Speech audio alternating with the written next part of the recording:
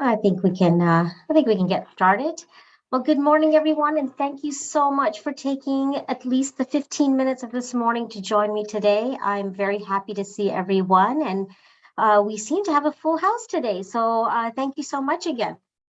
In the last, I would say, month and a half, it has been quite a whirlwind. There has been, on a personal level as well as professional, lots of, not so good news and, mixed in with some good news. And at one point, I literally had to scream the word stop inside of my head and take a moment and pause. And this is the talk that I wanted to give today, just based on what has been going on in a month and a half. A lot of diagnosis that people had, some people survived it, some people didn't, life events that have occurred. So it reminded me of a book that I had read some time ago. And in there's a chapter or a section called Getting Past How Are You? And this book is actually written by Susan Scott, and it's called Fierce Conversations. If you ever get a chance to pick this up, it's a good read. It really is. It gives you a perspective on conversations. And so remember a moment in time when a single conversation or a lack of conversation that either sent your career or professional life in a successful direction or in a failed, unrepairable consequence. And I know that we've all been there at some point. But not all single conversations determine success or failure. And as Susan Scott has says in her book, the conversation is the relationship. And that kind of blew me away a little bit. The conversation is the relationship. To make every conversation count, we need to gain some insight and some skill sets. If you had joined one of the talks that I had about self-evaluation, this is where you want to apply some of those skills. So we often hear, are we present? Are we engaging?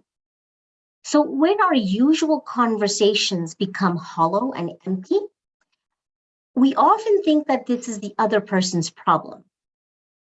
Well, what if the problem is you? Maybe you're too polite. Maybe you're self-conscious. Maybe you're self-absorbed or want to be politically correct. Or maybe just overly cautious. And there's a quote in here that she says, unconsciously, we end our conversations as soon as we initiate them, too afraid of what we might say or hear. So to be present takes courage. If someone you know needs a conversation, then seizing the moment shows how important this person is to you. So to come out from behind ourselves or yourselves into a conversation and make it real takes courage, and applying consistent skills really helps create the behavior. Now, it could go either way. At least you took the initiative to say something real.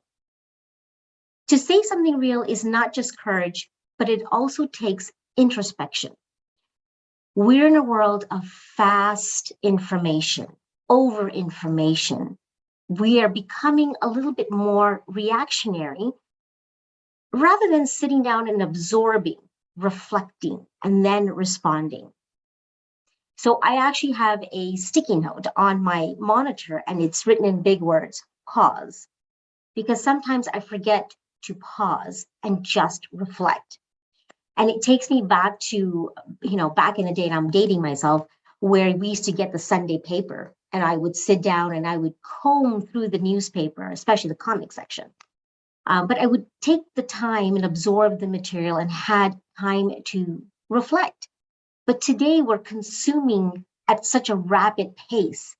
And I see this in my kids and where they're getting their information from. So, two very important things that we need to be present and have genuine conversations. And they're very easy. We've heard them over and over again. eye contact and listening to what not is being said. Now, eye contact, I think, we're all in the business of talking to clients, and we're talking about life events. We're talking about very tough conversations we're having with our clients. So I think we're fairly good at having eye contact, but it's always good to check in to see that we're not peering into their souls, but we're having genuine eye contact so that they know that we're listening to them. And so listening to what not is being said is reading between the lines almost. And so listening to what is not being said, you really know that you are listening then. So she has this example in this book, and I'd like to take you through that because it really gives you a perspective on what type of listeners are out there. So she gave an example of David, who is struggling to lose weight. And, he gets up, it's in a forum, he gets up and he talks about his struggles and why he wants to do it. And then, Susan asks the listeners, what did you hear? What did you hear when he said this? So she said there's 3 types of listeners, and I've added a 4th one. So the first one is a content listener. They basically said exactly what he said back to him, word for word. Then the second type of listener is an emotional listener. And they picked up on his frustrations and really listened to what he was going through. Then the third listener is the intent listener. And they're the ones that the feedback that they gave him was, you're not going to do anything about this, because they heard him say that he has tried this before and he is still struggling. And I'm going to add the 4th listener, and that is waiting to talk, to tell your story, your struggles, your success, your advice. So when we're having a conversation, what type of listener are you? And this is when introspection comes in to say, okay, let's take a moment and see, how did I respond? What was my reaction? So waiting to talk is a guarantee that no one is listening with intent. And to me, that was very powerful when I came up with the 4th listener. And I'll say that again, waiting to talk is a guarantee that no one is listening with intent. And Susan Scott actually put it very eloquently. When you listen beyond the words for intent, for the scaffolding on which the story hangs, clarity and character emerges. So we need to listen this way to ourselves and to others. And it's very difficult to do. I have been trying and experimenting with this, and it is not easy, but the more we become aware, the easier it does become. So now let's move on to a one-to-one conversation within a client meeting. And this can easily be applied to a personal conversation as well. So in here, she has listed 8 common mistakes that usually happen on a one-to-one meeting. And I've added, so she's listed 9, and I've added a 10th one in there too. So the one that I added is intention for the one-to-one meeting. Why are we here? What are we going to talk? It's not necessarily we're going to have an end result, but let's be clear on why we're meeting. What is the purpose? The second one is doing most of the talking. So we find that because we're in industry, we have so much wealth of knowledge and experience, and we want to be able to share that with our client. But if we're doing most of the talking, then we're really missing on what is it that the client needs. So really ask and then really listen. So silence is, if you use silence, it's actually very powerful, and you can use this to your advantage as well. So if you're talking, you're not listening, bottom line. Number 3, taking the problem away from someone.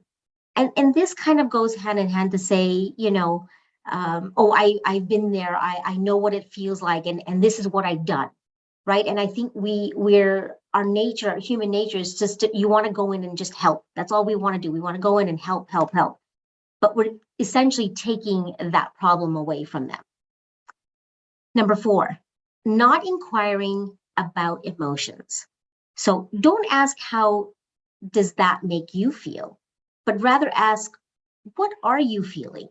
This allows you to get away from the surface emotions and really, really dig deep. Number 5, delivering unclear messages. So don't leave anything open for interpretations. Make sure that your message is clear and concise as much as possible.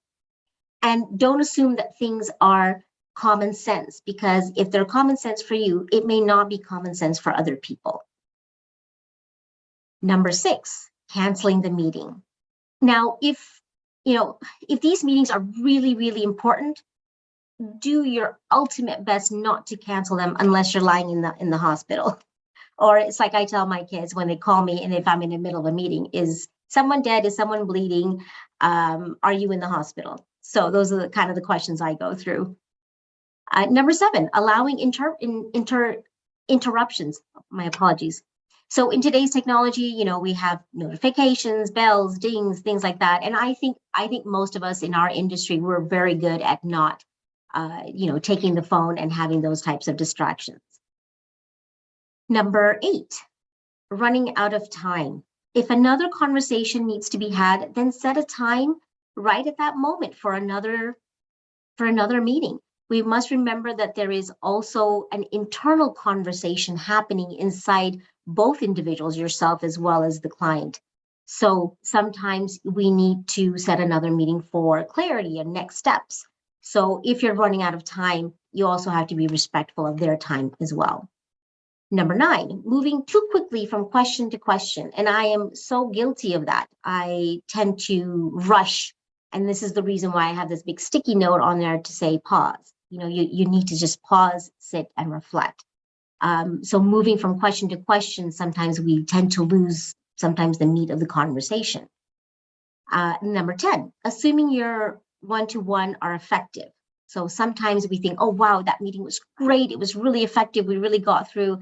But it is a good idea to get feedback, to see where we can bridge the gap, where we can be better and improve. So there are 2 questions that the internal dialogue that you personally need to have when you have introspection before having the meaningful conversation is, what do I need to do to be fully present? And I'll say that again. What do I need to do to be fully present? The second question to ask is, what beliefs am I holding that could be in the way of really asking and really listening? And that second question is quite powerful, and it does take a little bit of digging, because we have created belief systems based on our experiences and life events that have happened to us.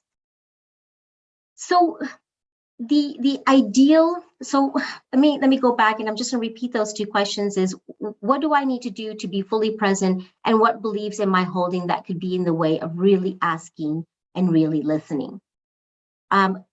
She also poses quite a bit of questions in here, but I've picked my top 4 questions that I like to ask my clients. What is the most important thing you and I should be talking today? Describe the issue. How is this currently impacting you? Who else is being impacted? And then you go into asking probing questions. What else? If nothing changes, what are the implications? What is the ideal outcome for you? What is the one important step that you can take to begin to resolve this issue? So the goal is to ask questions until the last question is answered, to avoid making any declarative, leading, problem-solving statements.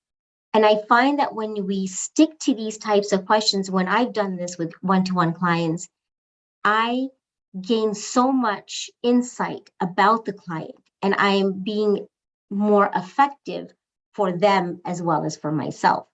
So the key takeaways for today's talk is waiting to talk is a guarantee that no one is listening with intent. Silence is powerful. Pause, reflect. Asking the right probing questions is so incredibly important. And I know that we are at 1 minute past our time for our 15-minute talk. So I hope that today you will go past how are you and make the conversation a relationship. It is the relationship. And then the intent is real. Thank you so much for spending your time this morning today. And if you'd like to leave a comment or if you'd like to discuss something, I'll stay on for another couple of minutes. Have a wonderful, absolutely fantastic day today. Thank you.